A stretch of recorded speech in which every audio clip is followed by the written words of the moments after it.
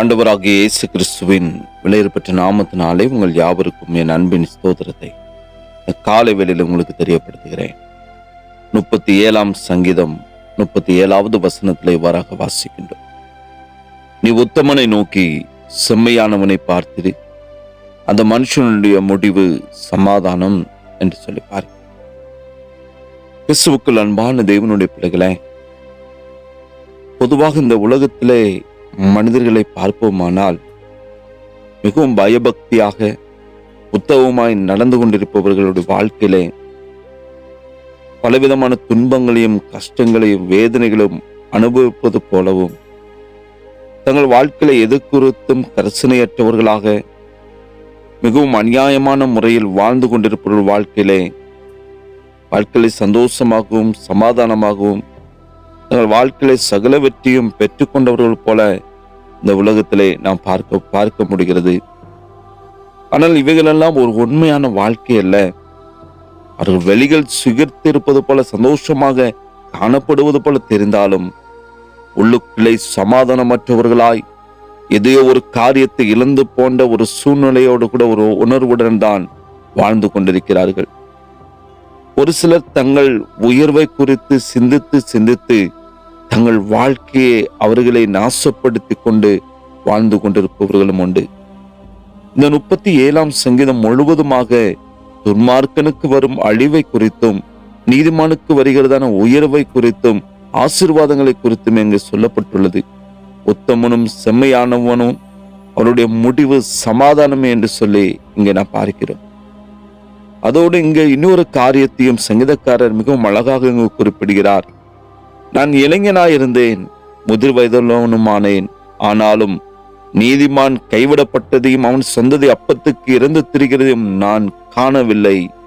இது எவ்வளவு பெரிதான ஒரு உண்மையான காரியம். அது ஆசீர்வாதமான ஒரு சம்பவமாய் காணப்படுகிறது.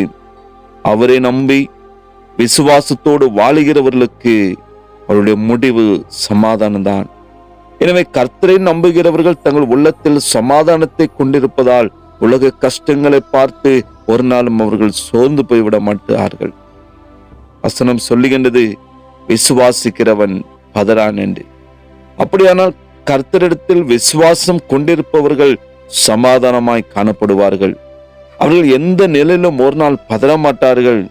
எந்த நிலையிலும் அவர்கள் சோர்ந்து போக மாட்டார்கள். எந்த நிலையிலும் அவர்கள் கைவிடப்பட மாட்டார்கள். இந்த அநேகர் தங்கள் வாழ்க்கையில் அதிகமான பணத்தை சம்பாதிப்பது நிமித்தமாய் தங்கள் வாழ்க்கையில ஒரு பெயரும் புகழையும் செல்வாக்கு யாவற்றையும் சம்பாதிக்கவே நாட்களே அநேகர் முயற்சிக்கிறார்கள். அவர்கள் சிரமப்பட்டு கொண்டிருக்கிறார்கள். இப்படி சம்பாதித்து கொண்டிருக்கிற அநேகருடைய வாழ்க்கையிலே சமாதானத்தை முற்றிலுமாக இழந்தவர்களாக இறுதியிலே தற்கொலைக்கு நேராக தங்கள் வாழ்க்கையை கொண்டு செல்கிறார்கள். பார்க்கிறோம், எத்தனையோ இந்த உலகத்துல காணப்படும் சினிமா நடிகர்கள், அரசியல்வாதிகள், பணக்காரர்கள் சமாதானத்தை இழந்தபடியினால் தங்கள் வாழ்க்கையை ஒரு தற்கொலைக்கு நேராக கொண்டு செல்கிறார்கள். பணத்தினாலும் பேர் புகழாலும் சம்பாதிக்க முடியாத ஒரு தெய்வீக சமாதானத்தை ஆண்டவராக இயேசு கிறிஸ்து இன்று உங்கள் வாழ்க்கையில் தவிர அவர் போதுமானவராய் காணப்படுகிறார். இந்த சமாதானத்தை அவர் இலவசமாய் அவர் தருகிற தேவன். பிரியமான தேவனுடைய பிள்ளைகளை, நாம் செய்ய வேண்டியது ஒன்றே ஒன்றுதான்.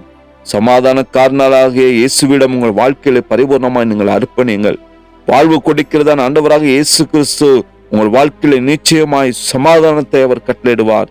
துன்மார்க்கருக்கு சமாதானம் இல்லை என்று கர்த்தர் சொல்லுகிறார். எனவே தெய்வ சமூகத்திலே உங்களை பரிபூர்ணமாய் அர்ப்பணித்து தெய்வ சமூகத்திலே முற்றிலுமாய் உங்களை தெய்வ சமூகத்திலே தாழ்த்துகிறதான பொழுது என்றென்றும் நிலைத்திருக்கிற ஒரு தெய்வீக சமாதானத்தையும் ஆறுதலையும் நிம்மதியும் தேவன் தருவதற்கு அவர் வல்லமில்லவராய் காணப்படுகிறார். விசுவாசியுங்கள், நிச்சயம் அப்படிப்பட்ட சமாதானத்தை பெற்று உங்கள் வாழ்க்கையில் நீங்கள் சந்தோஷமாய் காணப்படுவீர்கள். ஜெபிக்கலாமா? பரிசுத்தமும் இரக்கம் நிறைந்த எங்கள் அன்பின் நல்ல தகப்பனே, ஆசீர்வதிக்கப்பட்ட அந்த காலை வேலைக்காக நாங்கள் உமக்கு நன்றி செலுத்துகிற ஆண்டவரே. எங்களுக்கு நீர் தந்திருக்கிறதான சமாதானம் இந்த உலகம் கொடுக்கிறதான சமாதானம் போல அல்ல ஆண்டவரே. ஒரு நிரந்தரமான ஒரு தெய்வீக சமாதானத்தை தேவன் தந்திருக்கீங்களே, உமக்கு நன்றி செலுத்துகிறோம். இப்படிப்பட்ட சமாதானத்தை இழந்து தவிக்கிற ஒவ்வொரு பிள்ளைகளும் கரத்திலே அர்ப்பணிக்கிற ஆண்டவரே, இந்த காலை பொழுதுல என் தகப்பன் அப்படிப்பட்ட சமாதானத்தினால் யாவரையும் கர்த்தர் நிறைப்பீராக. தகப்பனே, உமக்கு நன்றி செலுத்துகிறோம். இந்த சமாதானத்தை பெற்று உமக்கு சந்தோஷமாய் வாழ, உமக்கு பிரியமாய் ஜீவிக்க கர்த்தர் யாவருக்கு கிருபை கொடுத்து வழி நடத்துங்க. இரட்சகர் இயேசுவின் நாமத்தில் ஜெபிக்கிற நல்ல பிதாவே, ஆமென்.